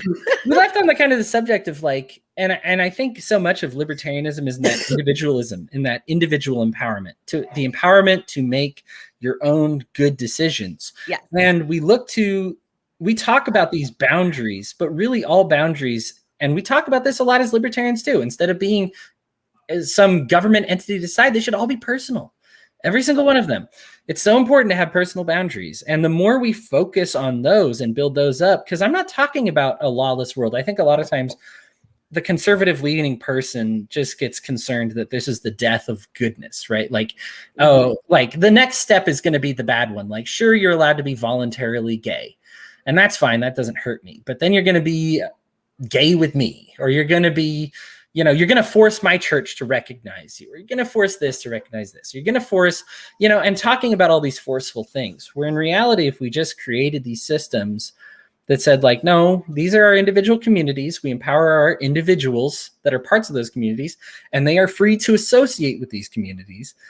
Right. Then they kind of develop their own boundaries on their own. And they just say like, if from the beginning you just say, one of the reasons I don't care about open borders, because one of the things that people get scared of is how the community will change, how the culture will change, because they'll abuse politics. But as somebody who is like an anarchist, I just think I don't care. Nothing is going to mess up my marriage, because like I believe in marriage. I'm not married right now, I guess, my engagement or whatever. No, but nothing's going to mess up monogamy for me if I believe in monogamy on a personal level. Like, right. It's what's right for me. So that's what I'm doing. If all my neighbors decide to be polygamists, I would still not be a polygamist. So that's fine, right? Like that's it's not really much of an issue. I can understand those like, being like, well, we've influxed with people who want to use government force. Yeah, that's 99% of the planet, buddy. Like, we're not getting to a place that anytime soon where we say we're going to close our business, our borders to anybody except for those who believe in government force. Believe me, when you put politicians in charge of it, the only people they're going to let in are the people that believe in government force that benefits them. I mean, that's just right. Yeah. I guess I'm getting a little open borders with it, but that's just how I feel. Is there any, I guess, are there any other hiccups with the church that we didn't get to? Any other like strikes? Because I know we kind of talked about it in terms of like a personal journey, and that's good. I mean, we need to clear these things up with our personal experiences, because I think our faith is very much personal. It's faith has to be personal. The reason like you can't just be taught your faith is because it's something that you have to live. You can hear these things a million times. They call it a journey for a reason. until you plant the seeds and go through the experience of harvesting. A lot of people liken it to climbing a mountain, which is also a good analogy. I love the farming one, to just say, like, until you've gone through the farming process and tasted those fruits and said, this is where it's at right here. You really can't be taught that, because like I said, justice sounds different on a legal level, and things sound right until you practice them. And I think that there's a lot of people whose eyes open. We're talking about why we're losing so many members in the LDS Church. I keep saying we, you can tell how fresh this is, even though I've left. Because it's just, if you say, well, it's easy to talk about transphobia or trans issues and a very distant and a very like, well, I don't want to live next to him, I don't whatever. And then, you have a trans son. And then things take a very different turn. I can tell you now, I viewed divorce a lot differently until I went through it. I thought everybody just needed to be stronger and suck it up. And believe me, everything I said sounded really good. It sounded like I was a really strong, smart, confident guy. And then I learned what it takes two to tango. I learned all these other truisms that were also true and more true than what I knew to be true. And I had to accept those. And so I think the more you interact with other people, the more you are going to say, like, oh, wow, that's what it's really all about. Like, it wasn't about this piece of paper. It was about my relationship with God. It wasn't about me sitting in a sermon. It was about me and my interactions with my family and making those healthy, and my interactions with the downtrodden, the humble, the people who've been cast aside by society, and loving. I'm not saying don't love the rich, successful, whatever is either. In fact, some of those people need love a lot, way more than they are aware. They need a real idea of what love is. We try to change so many times these people by outrage as opposed to with our hearts. And I think that it's something that the LDS Church has lost its perspective on by trying to create a great system of rules. And I think, here's what I'll say. I think as far as rules go, it's all right. I don't love the anti-gay thing or whatever, but if you're going to try to make a bunch of rules to try to make a bunch of moral people, the LDS people tend to be really good, industrious, hard workers. Usually people trust them to babysit their kids, and people think really fondly of them and their good works. But that comes with this seed of judgment and this seed of all these other broken family issues and a high divorce rate that's just as high as everybody else's. And they say, like, well, where's God? Shouldn't you be different from everybody else? If God is like, if God is literally leading your church, right? You go to the temple. That brings up another issue that I have, and then I'll turn it over to you as far as issues we didn't get to. But I mean, that curtain tore on the temple. And my explanation, whenever I was told, whenever you bring this up to a Mormon person, the correct answer is to say that, yes, the veil in the temple tore, meaning anybody could go in, but we still got to make sure they're worthy or not. Man, Christ lived a life building a coalition of the unworthy and making them into people that were good people. And he's saying, go to the temple to become a good person, not be a good person, and then come to the temple. And if your faith operates in that backwards way, you're going to have a backwards religion that says, we expect you to be good, and now you can be Mormon. We expect you to be good, and now you can have this ordinance. The reason ordinances are done is for the benefit of man, not the benefit of man to God. It's the reverse hierarchy. Jesus was the ultimate servant because he wanted to empower the individual. We, therefore, this whole thing is based on our individualism and our self-empowerment, right? And so when we see this, it's not we give our power to the temple because we're good people. It's the temple is supposed to power you. And so I just see that the church is operating these things backwards, and I don't like it. So I took off. Right. I mean, what are any issues that you think that we didn't touch on there? I think, and this kind of plays along those same lines. One of the things that really kind of struck me is like, whoa, like that's a little, I don't think so, was baptisms for the dead. Right? Like, and this is like on a symbolic level, like I understand the biblical connection, right? But again, as someone who is not a literalist, like I always looked at that story as a matter of like caring for it was all very allegory and metaphorical stuff, right? But I kind of lost it when it was, oh, we're going to baptize, a proxy for Anne Frank. Okay. I'm sorry. Excuse me. This child rather, literally died for her faith. That was not freaking Mormon. Like, what? Like, how can you do that? That's like so disrespectful to me.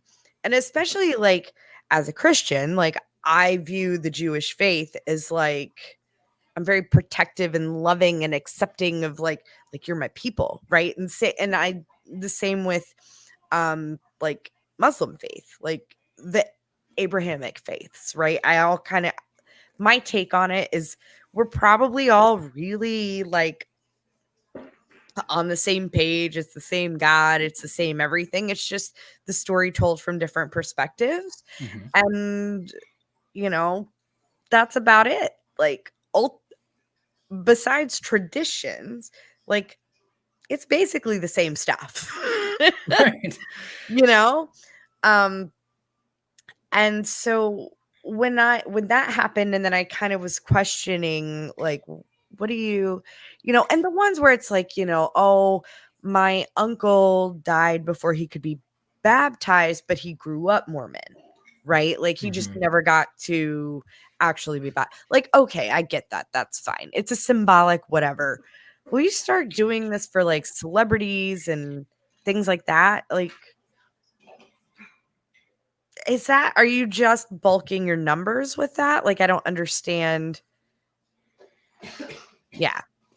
Hang on, Yeah. let me read this question. That's all right. Well, Jeff is just answering, and I do want to say this is accurate. The ordinances performed still respect the individuals on the other side with their choice to accept or reject, essentially the baptism that we performed for them. Right.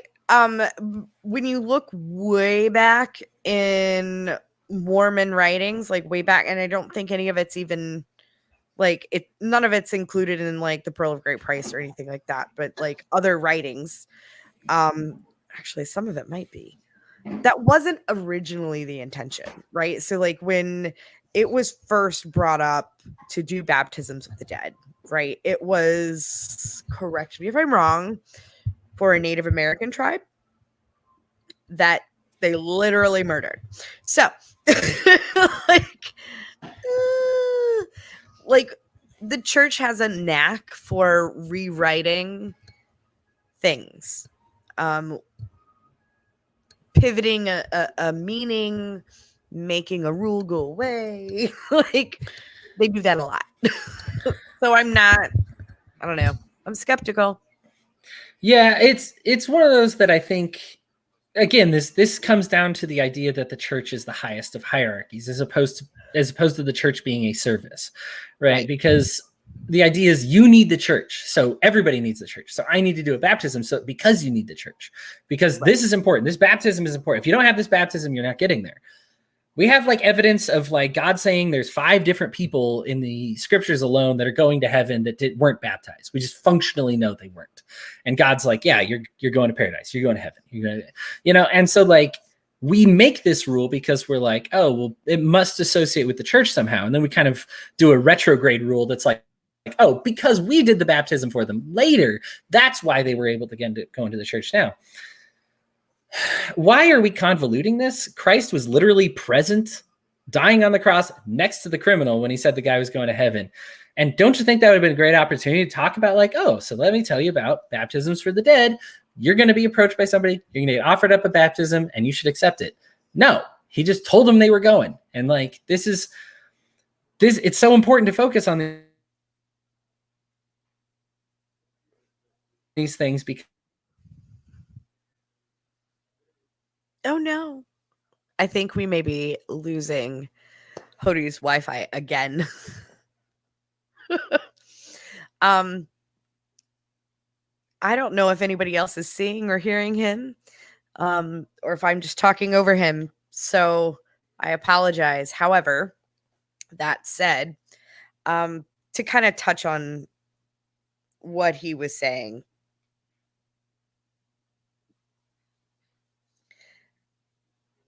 Sorry. To touch on what he was saying,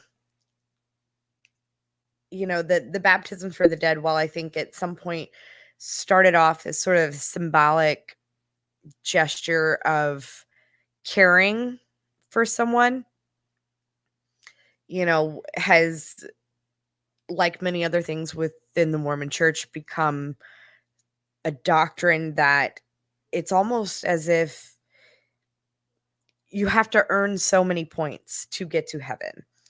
And whether it's doing baptisms for the dead, moving up in your priesthoodship in the church, things like that, being sealed in the temple, like there's sort of this point structure that the church has put in place.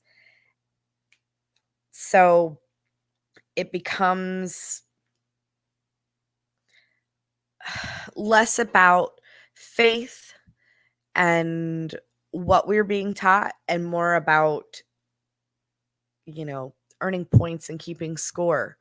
Did you pay your tithing? Did you do all kinds of things? Did you go on a mission? Were you sealed in the temple? All of these things. And I think that there's a big emphasis on, can you rack up a score, right? Within the Mormon church. That is something that I personally could never get behind. What I needed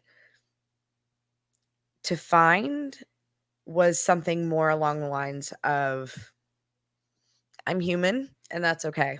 And so are you. And that's okay too. And that's it. And it's really simple. I think a lot of religion complicates faith.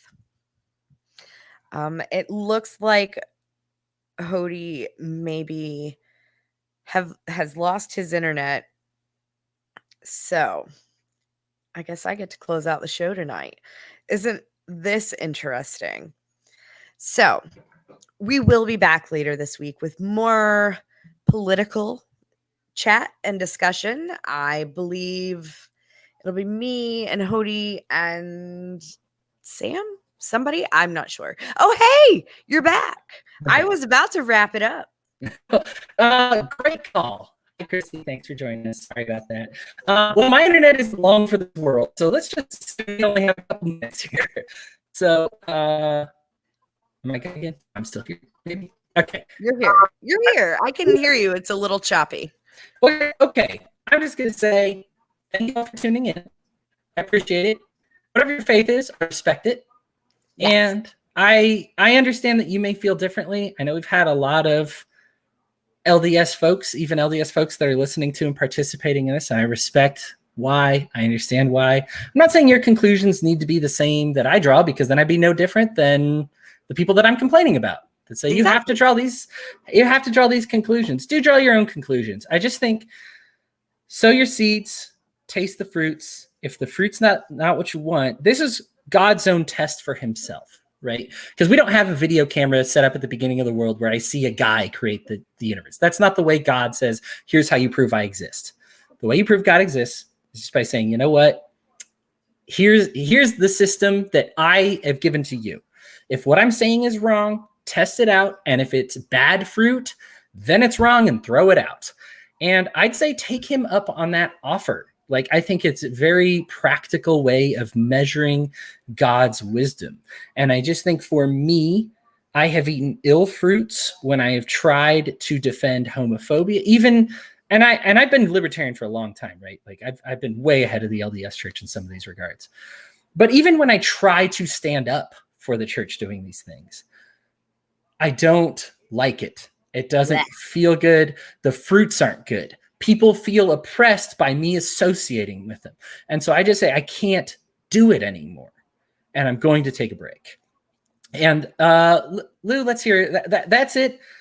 Again, respect, love, whatever you guys feel. Lou, I will give you some final words on your subject. Yeah, no,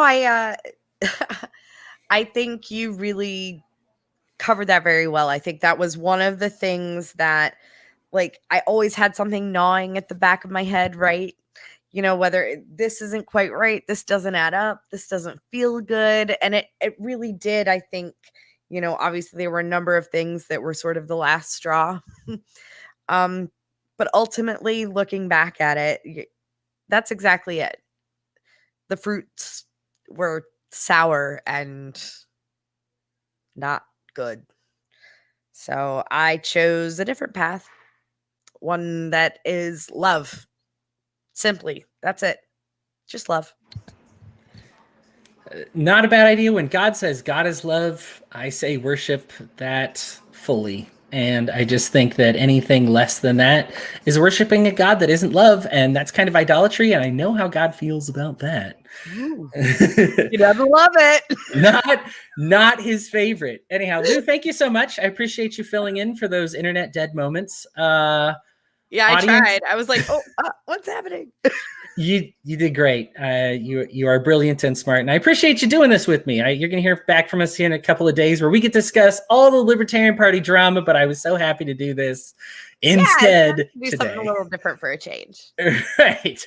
Because everybody's talking about that. It's funny because that was your like side thing last time, right? The piece of your mind last time, and now it's just going to be it's the piece of it.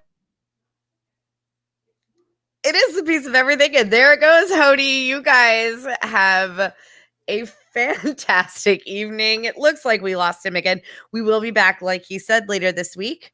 I don't even know what we're talking about yet or who else going to be on. So you'll be as surprised as I am. I'm sure it'll have something to do with Karen Ann, JBH, New Hampshire, or maybe a Russian pipeline. Thanks, Biden. You all have a great evening.